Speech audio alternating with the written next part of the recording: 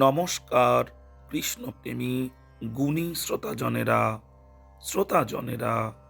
আজ আপনাদের শোনাব কুম্ভ মেলার ইতিহাস।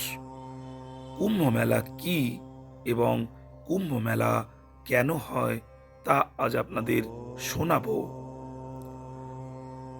শ্রোতাজনেরা, হিন্দু তীর্থযাত্রীদের মধ্যে সবচেয়ে পবিত্র উৎসব কুম্ভ মেলা। এর উৎপত্তি পৌরাণিক কাহিনী, ইতিহাস এবং জ্যোতিষশাস্ত্রের মিশ্রণ থেকে। কুম্ভ শব্দটি পবিত্র অমৃত কলস থেকে এসেছে, যার অর্থ অমর কলস।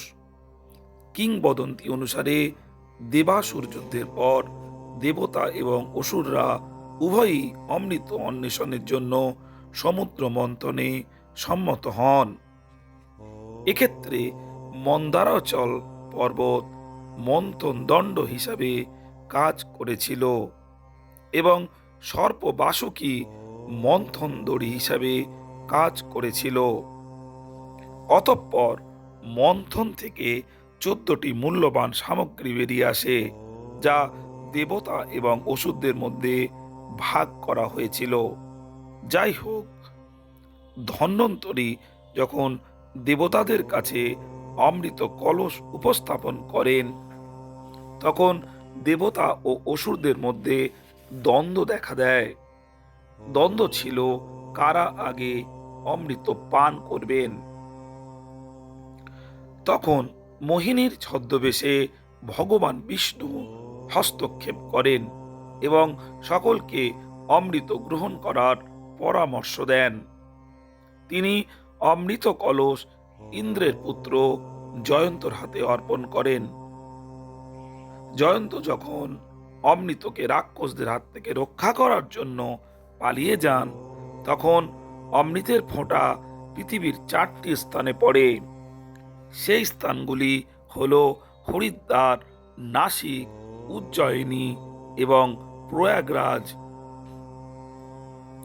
ক্রমে ঐশ্বরিক অমৃত স্পর্শিত এই স্থানগুলি কুম্ভ মেলার পবিত্র স্থান হয়ে ওঠে। বিষ্ণুর আদেশ অনুসরণ করে সূর্য, চন্দ্র, শনি এবং বৃহস্পতিও অমৃত কলসকে রক্ষা করেন, যার ফলে এই স্বর্গীয় নক্ষত্রগুলি নির্দিষ্ট রাশিতে সিংহ, কুম্ভ এবং মেষ রাশিতে সমান্তরাল হয়ে ওঠে। ফলস্বরূপ এই সমান্তরালতা কুম্ভ উৎসবের প্রতীক হয়ে ওঠে, যা জ্যোতিষশাস্ত্রের সাথে এটিকে শুভ দিন হিসাবে চিহ্নিত করে। যখন বৃহস্পতি কুম্ভ রাশিতে প্রবেশ করে এবং সূর্য মেষ রাশিতে প্রবেশ করে, তখন হরিদ্বারে গঙ্গার তীরে কুম্ভ উৎসব অনুষ্ঠিত হয়। দ্বিতীয়ত, যখন বৃহস্পতি মেষ রাশিতে প্রবেশ করে এবং সূর্য চন্দ্র উভয়ই মকর রাশিতে প্রবেশ করে, তখন অমাবস্যার দিনে প্রয়াগরাজের ত্রিবেণী সঙ্গমে কুম্ভ উৎসব পালিত হয়।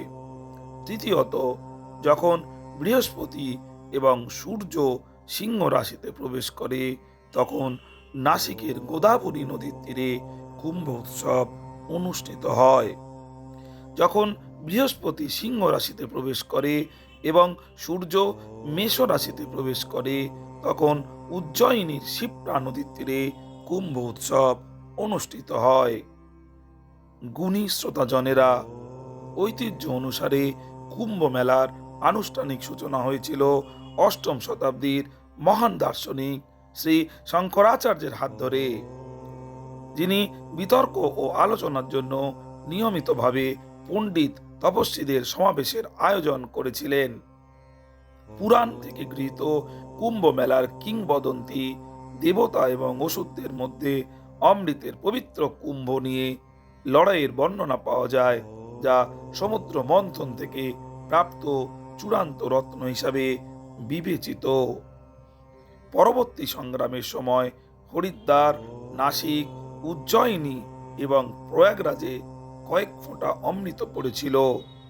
বিশ্বাস করা হয় যে এই ফোঁটাগুলি সংশ্লিষ্ট নদীর জলকে প্রাণবন্ত অমৃতে রূপান্তরিত করেছিল, যা তীর্থযাত্রীদের পবিত্রতা, মঙ্গল এবং অমরত্বের চেতনায় স্নান করার সুযোগ করে দিয়েছিল।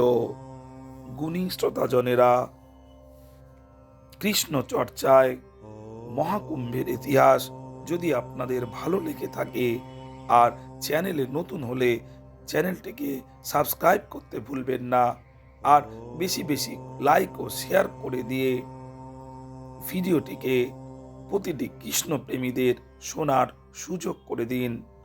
ভালো থাকবেন গুণী শ্রোতাজনেরা। নমস্কার।